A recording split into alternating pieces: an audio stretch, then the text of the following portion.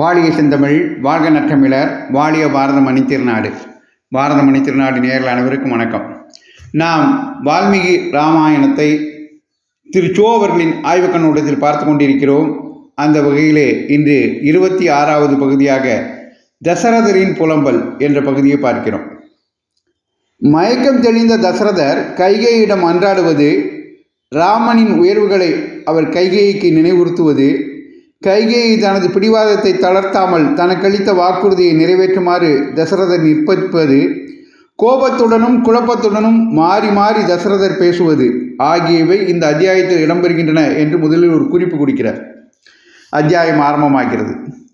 சிறிது நேரத்தில் மூர்ச்சை தெளிந்த போது தசரதர் மனதில் பலவிதமான எண்ணங்கள் மோதின. ஒருவேளை நான் ஏதாவது கனவு காண்கிறேனோ, அல்லது எனக்கு சித்தம் கலங்கி விட்டதா?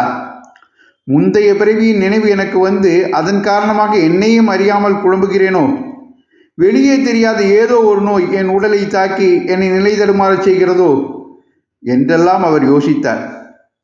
இதன் பின்னர் சுய நினைவு வந்தவராக கைகேயை ஏறிட்டு பார்த்த அவர் ஒரு பெண் புலியை பார்த்து ஒரு மான் நடுங்குவது போல் அஞ்சினார். சிதறிய மனமும் நொந்த இதயமும் உடையவராக பெருமூச்சு விட்டு கொண்டு தரையில் உட்கார்ந்தபடியே கைகேயை பார்த்து சீ என்ற ஒரு சொல்லை மட்டும் கூறிவிட்டு மீண்டும் அவர் மூர்ச்சையடைந்தார். இப்படி இரண்டாவது முறை மூர்ச்சையடைந்து அதுவும் தெளிந்த பிறகு பெரும் கோபம் கொண்டவராக தன் பார்வையினாலேயே பொசுக்கி விடுபவர் போல் கைகேயை பார்த்து தசரதர் பேசினார். பாவியே, கெட்ட நடத்தை உடையவளே, இந்த குலத்தையே அழிக்க வந்தவளே, ராமனாலோ என்னாலோ உனக்கு என்ன தீமை செய்யப்பட்டது? பெற்ற தாய்க்கு சமமாக அல்லவோ உன்னை ராமன் நடத்துகிறான். அப்படிப்பட்டவனுக்கு அழிவை தேடுவதற்காக நீ புறப்பட்டு இருப்பதற்கு காரணம் என்ன? கொடிய விஷமுடைய ஒரு பாம்பை கொண்டு வந்து வீட்டிலே வைத்துக் கொள்வது போல் உன்னை நான் எனது மாளிகையில் சேர்த்து கொண்டு விட்டேன். மக்கள் கூட்டமே ராமனின் புகழை பாடுகிறது. அப்படி இருக்க என்ன காரணத்தை கொண்டு என் மனதிற்கு உகந்த அவனை நான் கைவிடுவேன்? கௌசல்யை விட்டு விடுகிறேன். சுமந்திரையை சொல் விட்டு விடுகிறேன். எனது செல்வத்தை கேள் கொடுத்து விடுகிறேன். எனது உயிரை கேள், அதையும் நான் விட்டு விடுகிறேன். ஆனால் என் மனதிற்கினிய ராமனை என்ன காரணம் கொண்டும் நான் கைவிட மாட்டேன். எனது மூத்த மகனாகிய அவனை என் கண்ணெதிரே கண்டால் என் மனதில் மகிழ்ச்சி பொங்கி எழுகிறது. அவனை காணாத நேரத்தில் என் அறிவே தடுமாறுகிறது. சூரியன் தோன்றாமலே கூட உலகம் ஒருவேளை இயங்கலாம். ஒரு துளி தண்ணீரை காணாமலே பயிர்கள் ஒரு கால் வாழலாம். ஆனால் ராமனை காணவில்லை என்றால் என்னுடைய இந்த உடலில் உயிர் தங்கி நிற்காது.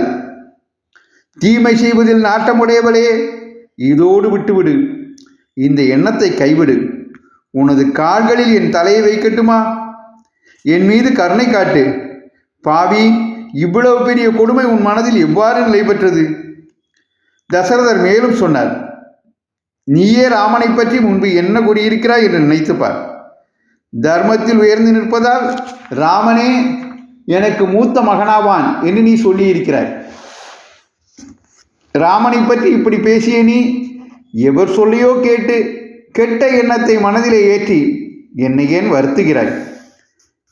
கைகேயி, பரதனிடத்தில் நான் அன்பு வைத்திருக்கிறோனோ இல்லையோ என்று பரீட்சையை நீ எனக்கு வைக்கிறாயா? அதற்காக இம்மாதிரி பேசுகிறாயா? இதுவரை நீ எனக்கு தீமை செய்ததில்லை. விரும்பத்தகாத என்னிடம் நீ பேசியதில்லை. அதனால்தான் என்னால் இப்பொழுது என் காதுகளையே நம்ப முடியவில்லை.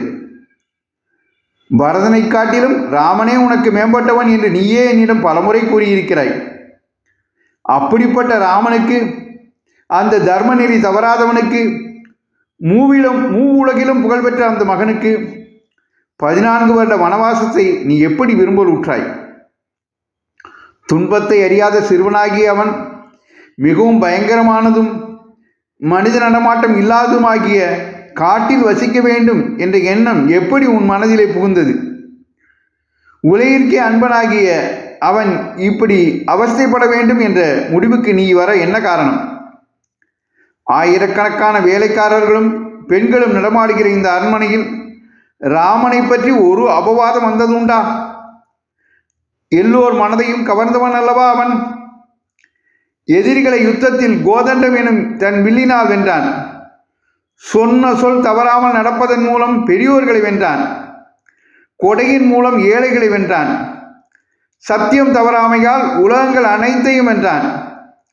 சத்தியம், தயை, நட்பு, தியாகம், தவம், பரிசுத்தம், தன்னடக்கம், கல்வி, ஞானம், பெரியவர்களுக்கு பணிவிடை போன்ற எல்லா நற்குணங்களும் ராவணத்தில் குடியிருக்கின்றன. இத்தகைய தன்னுடைய குணங்களின் காரணமாக தெய்வத்திற்கு நிகராக விளங்குகிற அவனுக்கு தீமை செய்ய நீ எப்படி முடிவு செய்தாய்? உலகத்திற்கே இனியவனாகிய அவனுக்கு தீங்கிழைக்க நான் சம்மதிக்க மாட்டேன். கைகேயி, வாழ்வின் இறுதிக்கட்டத்தை நெருங்கிவிட்டவன் நான். மிகவும் வயது முதிர்ந்தவன் நான். இப்போது மனம் நொந்தவனாக உன் முன் நிற்கிறேன். உன்னிடம் அன்றாடி கேட்டுக்கொள்கிறேன். உன்னை வேண்டுகிறேன். தயவு செய்து எனக்கு கருணை காட்டு. கடல் சூழ்ந்த இந்த பூமியில் என்னவெல்லாம் கிடைக்கிறதோ அவற்றையெல்லாம் உன்னிடம் கொண்டு வந்து சேர்ப்பிக்கிறேன். உன்னை வணங்குகிறேன். உன் கால்களில் விழச் சொன்னால் விழுகிறேன். என்னிடம் கருணை காட்டு. ராமனிடம் கருணை காட்டு.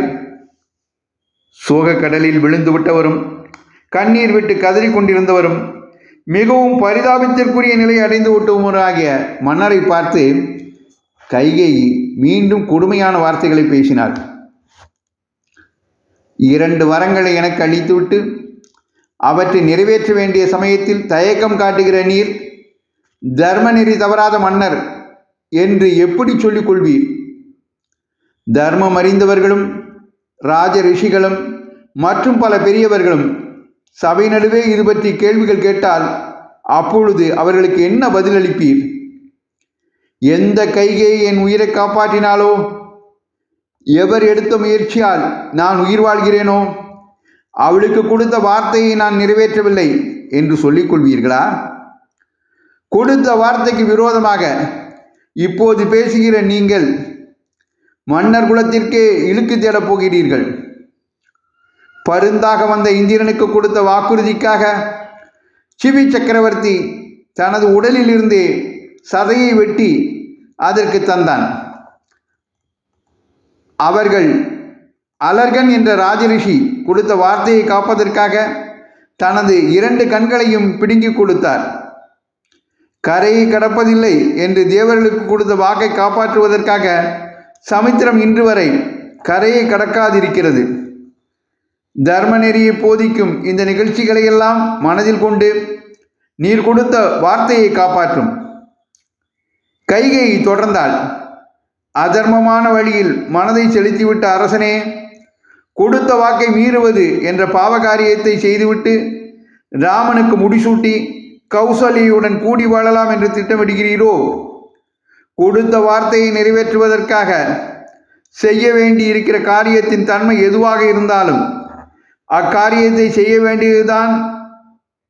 தர்மமோ அதர்மமோ, நியாயமோ அநியாயமோ எதுவாக இருந்தாலும் சரி, செய்ய வேண்டிய காரியத்தை செய்து வாக்குறுதியை காப்பாற்ற வேண்டும். இந்த விதியை மீறுவதற்கு நீர் முயற்சிக்க வேண்டாம். ராமனுக்கு பட்டாபிஷேகம் நடந்தால் உமது கண் முன்பாகவே கொடிய விஷத்தை குடித்து நான் உயிரை மாய்த்து கொள்வேன். இது நிச்சயம். ராமன் தாயார் எல்லோரிடமும் மரியாதையை பெற்றுக்கொள்ளும் காட்சியை ஒரு நாள் கூட என்னால் பார்த்து கொண்டிருக்க முடியாது. அதைவிட மரணமே மேலானது. நீர் பெற்ற மகன் பரதன் மீது ஆணை, நீர் மணந்த என் மீது ஆணை. மன்னரே, ராமன் காட்டுக்கு போகத்தான் வேண்டும். வேறு எதிலும் நான் திருப்தி அடையப் போவதில்லை. இவ்வாறு கைகேயி பேசி முடித்த போது தசரதரின் அங்கமெல்லாம் நொந்தன. அவருடைய இந்திரியங்கள் எல்லாம் செயலற்று போயின. இமை கொட்டாமல் கைகேயை அவர் விழித்து பார்த்து கொண்டிருந்தார். இடிபோல் நெஞ்சை தாக்கிவிட்ட கைகேயின் கோரமான சபதத்தை கேட்டு பெரிதும் மனம் புண்பட்டு தசரத மன்னர் ராமா என்று வாய்விட்டு அலறி வெட்டுண்ட ஒரு பெரிய மரம் போல் தரையில் சாய்ந்தார். சித்தம் கலங்கி போன மனநோயாளி போல் தாறுமாறாக பிதற்றத் தொடங்கிவிட்ட அந்த தர்மம் தவறாத மன்னர் கைகேயை பார்த்து உறுதியிழந்த குரலோடு மீண்டும் பேசத் தொடங்கினார்.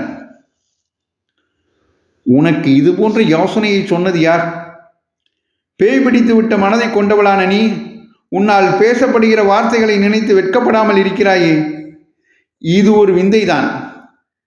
இதுவரையில் உன்னிடம் இப்படி ஒரு மாபெரும் குணக்குறை இருக்கிறது என்பதை நான் அறியவில்லையே. புதிதாக அல்லவோ உன்னிடம் இந்த கொடுமையை நான் காண்கிறேன். இப்படிப்பட்ட மன தடுமாற்றம் உனக்கு வருவதற்கு என்ன காரணம் புரியவில்லையே. இந்த உலகிற்கும் உன்னுடைய கணவனாகிய எனக்கும் எல்லாவற்றிற்கும் மேலாக உன் பரதனுக்கும் நலம் செய்ய நீ விரும்பினால் இந்த விகாரமான எண்ணத்தை விலக்கிவிடு. நான் செய்த பாவங்களின் விளைவாக தீமை செய்வதற்காகவே பிறந்து அழிவு தொழிலில் இறங்கிவிட்டவளே, கெட்டவளே, என்னிடம் என்ன குற்றம் கண்டாய்? அல்லது ராமனிடம்தான் என்ன குறை கண்டாய்? ஒன்றை புரிந்து கொள். ராமனை விரட்டிவிட்டு பரதன் சிம்மாசனத்தில் அமரமாட்டான். ஏனென்றால் அவன் ராமனை காட்டிலும் கூட தர்ம நெறியில் மேம்பட்டவன். தசரதர் மேலும் சொன்னார், ராமனுடைய பட்டாபிஷேகம் பெரியவர்களுடன் கலந்து ஆலோசித்து நிச்சயிக்கப்பட்டது. தர்ம நெறிக்கு ஒத்தது. அந்த முடிவு தலைகீழாக மாற்றப்படுவதை என்னால் எப்படி சகித்து கொள்ள முடியும்? ராமனின் பட்டாபிஷேகம் என்பதை நான் நிறுத்தினால் என்னை பற்றி எல்லோரும் என்ன சொல்வார்கள்? இக்ஷ்வாகு வம்சத்தில் பிறந்தும் கூட சிறிதும் முயற்சியோ விவேகமோ இல்லாத இந்த தசரதன் இத்தனை நாள் வரையில் எப்படித்தான் இந்த ராஜ்யத்தை ஆண்டு வந்தானோ என்று என்னை பற்றி பல தேச மன்னர்களும் இகழ்ந்து பேச மாட்டார்களா? இதைவிட வேறு அவமானம் எனக்கு வேண்டுமா? வேத சிரோன்மணிகளும் புகழ்பெற்று விளங்கும் பெரியோர்களும் நல்ல குணம் உள்ளவர்களும் ராமனுடைய பட்டாபிஷேகம் ஏன் நின்றது என்று கேட்டால் அதற்கு அவர்களால் ஏற்கக்கூடிய எந்த வாதத்தை நான் பதிலாக எடுத்துரைப்பேன். கைகேயின் தொல்லை தாங்க முடியாமல் என்னால் ராமன் காட்டுக்கு அனுப்பப்பட்டான் என்று நான் சொன்னால் அவர்கள் எல்லாம் என்னை இகழமாட்டார்களா? மன்னரும் மற்ற பெரியவர்களும் கூடிய சபையில் நான் சொன்ன வார்த்தைக்கு அது விரோதமாகி விடாதா? ராமனை காட்டுக்கு அனுப்பும் காட்சியை கண்டால் கௌசல்யா என்னை ஏசமாட்டாளா? அவளுக்கு இப்படிப்பட்ட ஒரு மிகப்பெரிய கொடுமையை செய்துவிட்டு அவள் மனம் சமாதானம் அடையும் வகையில் நான் என்ன சொல்வேன்? அந்த கௌசல்யை எனக்கு எப்பேற்பட்ட மனைவியாக இருந்து வந்திருக்கிறாள்? வேலைக்காரி போலவும் உடன் பிறந்த சகோதரி போலவும் பெற்ற தாய் போலவும் கூட அல்லவா அவள் எனக்கு நல்லதை செய்து வந்திருக்கிறாள். எப்பொழுதும் என் மனம் கோணாமல் பேசுகிறவளும் என் மன விருப்பத்தை அறிந்து கொண்டு நடப்பவளும் கொண்டாடுவதற்குரிய குணங்கள் நிறைந்தவளும் பிறர்க்கரிய மகனை பெற்றவளும் ஆகிய அந்த கௌசல்யை உன் காரணமாக என்னால் முறையாக நடத்தப்படவில்லை. உடம்பை ஏற்காத உணவுகளை உட்கொண்டு விட்ட ஒரு நோயாளியின் உடல் துன்புறும் போது போல உன் அன்பை பெரிதாக நினைத்து விட்ட நான் இப்போது துன்புறுகிறேன். ராமன் என்னால் காட்டுக்கு அனுப்பப்பட்டான் என்றால் சுமுத்திரை தான் என்னை அதற்கு பிறகு மதிப்பாளா? என்னிடம் அவளால் அன்பு வைக்க முடியுமா? ராமன் காட்டுக்கு போனான், அதனால் தசரதன் மரணமடைந்தான் என்ற நெஞ்சை பிளக்கிற செய்திகளை சீதை கேட்க வேண்டுமா? அவளுக்கு இந்த கஷ்டம் வரத்தான் வேண்டுமா? சோகத்தால் புலம்பி அவள் உயிரே விட்டு விடுவாளே. ராமன் காட்டுக்கு போய் சீதையும் துன்பக்கடலில் வீழ்ந்த பிறகு நான் எதற்காக வாழ வேண்டும்? அதற்கு மேலும் நான் பிழைத்திருக்க மாட்டேன். ராமன் காட்டுக்கு சென்றால் அந்த நிமிடமே என் உயிர் பிரியும். விதவை கோலம் பூண்டு உன் மகனுடன் கூட இருந்து நிம்மதியாக ஆட்சி புரியலாம். போற்றத்தக்க அழகுடையவள் என்று உன்னை நான் இது நாள் வரை கருதி இருந்தேன். ஆனால் நீ மனித உருவெடுத்த பேய் என்று இப்பொழுது கண்டுகொண்டேன். வாய்க்கு ருசியாக இருக்கிறது என்று ஒரு பானத்தை பருகிய மனிதன் அதில் விஷம் கலந்து இருப்பதை பின்னர் உணர்ந்து கொள்வது போல இப்போது உன்னை நான் உணர்ந்து கொண்டேன். தேன் சொட்டுகிற சொற்களால் என்னை மகிழ்வித்து வஞ்சம் புரிந்து விட்டாய். இனிய ஓசைகளை எழுப்பி ஒரு மானை எப்படி வேடன் வலையில் சிக்க வைக்கிறானோ அப்படி என்னை சிக்க வைத்து விட்டாய்.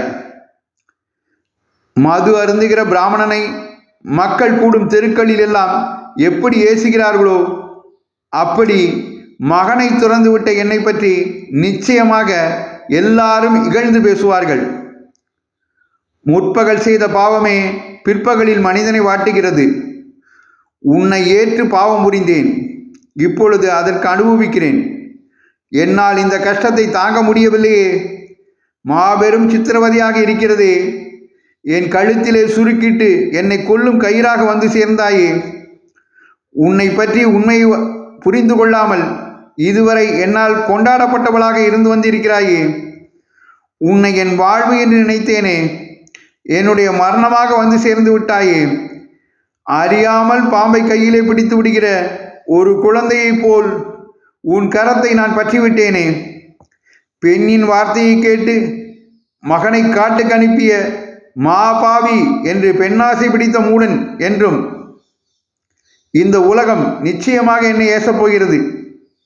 எனக்கு இப்படிப்பட்ட ஒரு அவமானம், எனக்கா இப்படிப்பட்ட ஒரு துன்பம், எனக்கா இப்படிப்பட்ட இழிவு? தசரதரின் மனக்குமுறல் ஓயவில்லை என்பதுடன் இந்த அத்தியாயத்தை முடிக்கிறார் திரு சோ அவர்கள்.